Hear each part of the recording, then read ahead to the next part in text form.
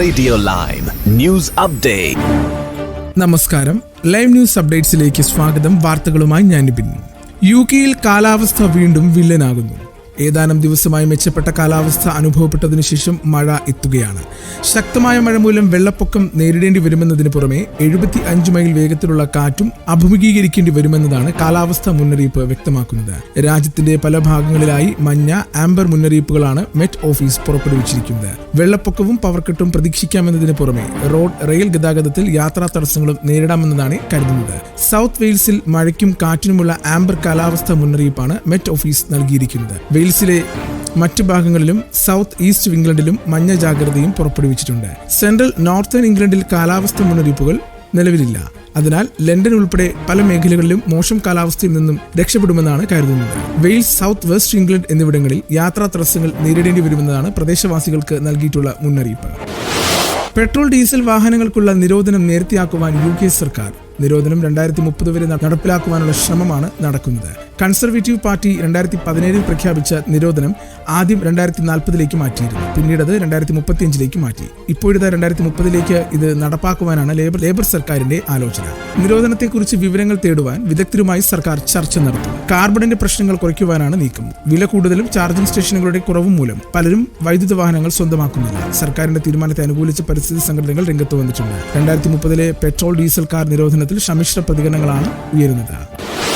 2025 ഫെബ്രുവരി 10 ശേഷം ബ്രിട്ടീഷ് പൗരത്വത്തിനുള്ള അപേക്ഷകരുടെ യോഗ്യതാ മാനദണ്ഡങ്ങൾ വിലയിരുത്തുന്നതിൽ ഹോം ഓഫീസ് ചില മാറ്റങ്ങൾ വരുത്തി. ഇതിൽ പ്രധാനം അനധികൃതമായി ബ്രിട്ടനിൽ എത്തിയവരുമായി ബന്ധപ്പെട്ടതാണ്. ബ്രിട്ടനിൽ എത്തിയത് അനധികൃതമാണെങ്കിൽ അവർ എത്ര കാലം ബ്രിട്ടനിൽ കഴിഞ്ഞു എന്നത് പരിഗണിക്കാതെ അവരുടെ അപേക്ഷ നിരാകരിക്കും എന്നതാണ്. 2022 ജൂൺ മുതൽ നിലവിലുള്ള നല്ല സ്വഭാവമുള്ളവരെ പരിഗണിക്കുക എന്ന നയത്തിൽ പൗരത്വത്തിനായി അപേക്ഷിക്കുന്നതിന് മുൻപുള്ള 10 വർഷക്കാലത്ത് നടത്തിയ കുടിയേറ്റ നിയമങ്ങളിലെ ലംഘനങ്ങളും അനധികൃതമായി ബ്രിട്ടനിൽ എത്തിയതും ഒക്കെ അപേക്ഷ പരിഗണിക്കുന്ന സമയത്ത് അവഗണിക്കുമായിരുന്നു. മാത്രമല്ല, അടിച്ചമർത്തലുകൾക്കും പീഡനങ്ങൾക്കും വിധേയമായ രാജ്യത്തു നിന്നും നേരിട്ട് ബ്രിട്ടനിൽ എത്തുന്നവരാണെങ്കിൽ അനധികൃതമായി എത്തിയതാണെന്ന കാര്യം ഹോം ഓഫീസ് പരിഗണിക്കാറില്ലായിരുന്നു. ഇമിഗ്രേഷൻ നിയമങ്ങൾ ലംഘിച്ചതിന് അഭയാർത്ഥികളെ ശിക്ഷിക്കരുതെന്ന റെഫ്യൂജി കൺവെൻഷനിലെ ആർട്ടിക്കിൾ 31 പ്രതിഫലനമായിരുന്നു ഇത്.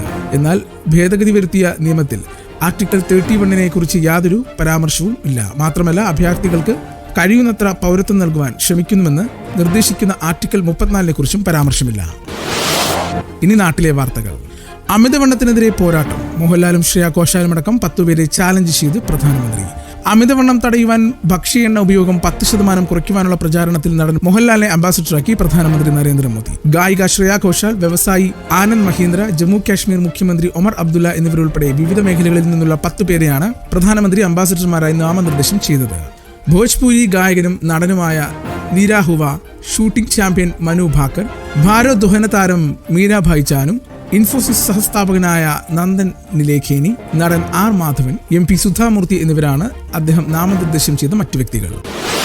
ചൂരൽമല ദുരന്തത്തിന് 6 മാസത്തിനു ശേഷം പുനരധിവാസത്തിന് വായ്പയായി പണം അനുവദിച്ച നടപടി നീതികേടും മനുഷ്യത്വരഹിതവുമാണെന്ന് പ്രധാനമന്ത്രിക്ക് അയച്ച കത്തിൽ പ്രിയങ്ക ഗാന്ധി MP കുറ്റപ്പെടുത്തി. നിലവിൽ പ്രഖ്യാപിച്ചിരിക്കുന്ന വായ്പ ദുരിതാശ്വാസമായി മാറ്റണമെന്നും സമയപരിധി നീട്ടണമെന്നും കത്തിൽ ആവശ്യപ്പെട്ടു. 298 പേർ മരിക്കുകയും എല്ലാ അടിസ്ഥാന സൗകര്യങ്ങളും തകരുകയും ചെയ്ത ദുരന്ത ഭൂമിയിൽ പ്രധാനമന്ത്രിയുടെ സന്ദർശനം വലിയ പ്രതീക്ഷയോടെയാണ് കണ്ടത്. ഈ ദുരന്തത്തെ അതിജീവിക്കുവാൻ അസാമാന്യ ധൈര്യം വയനാട്ടിലെ ജനങ്ങൾ പ്രകടിപ്പിക്കുന്നുണ്ടെങ്കിലും കേന്ദ്ര സംസ്ഥാന സർക്കാരുകളുടെ ധനസഹായമില്ലാതെ കഴിയില്ല. പുനരധിവാസം വേദനിപ്പിക്കുന്ന നിലയിലുള്ള മന്ദഗതിയിലാണ് നീങ്ങുന്നത്. കേരളത്തിൽ നിന്നുള്ള MPമാരുടെ നിരന്തര സമ്മർദ്ദങ്ങളുടെ ഫലമായിട്ടാണ് അതിതീവ്ര ദുരന്തം എന്ന ഗണത്തിൽ ചൂരൽമല ഉരുൾപൊട്ടൽ പെടുത്തിയത്. പക്ഷേ പരിമിതമായ സഹായം കടുത്ത മാനദണ്ഡങ്ങളോടെ പ്രഖ്യാപിച്ചത് നിരാശയുണ്ടാക്കും. ഈ ദുർവിധിയിൽ വയനാട്ടിലെ ജനങ്ങൾ കൂടുതൽ സഹായം അർഹിക്കുന്നുണ്ടെന്നും അതിനെ സഹാനുഭൂതിയോടെ കാണണമെന്നും പ്രിയങ്ക പറഞ്ഞു.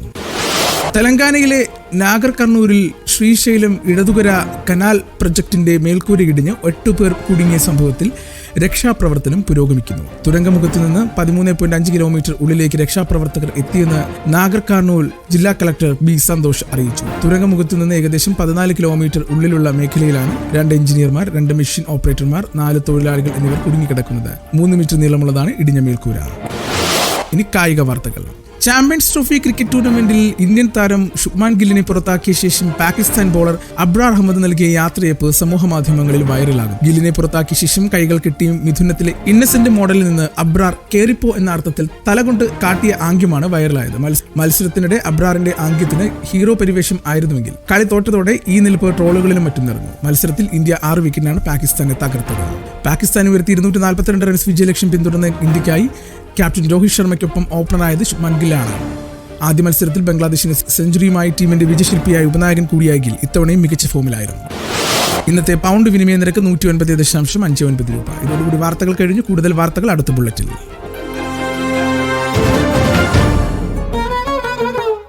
കൂടുതൽ വാർത്തകൾക്കും വിശേഷങ്ങൾക്കുമായി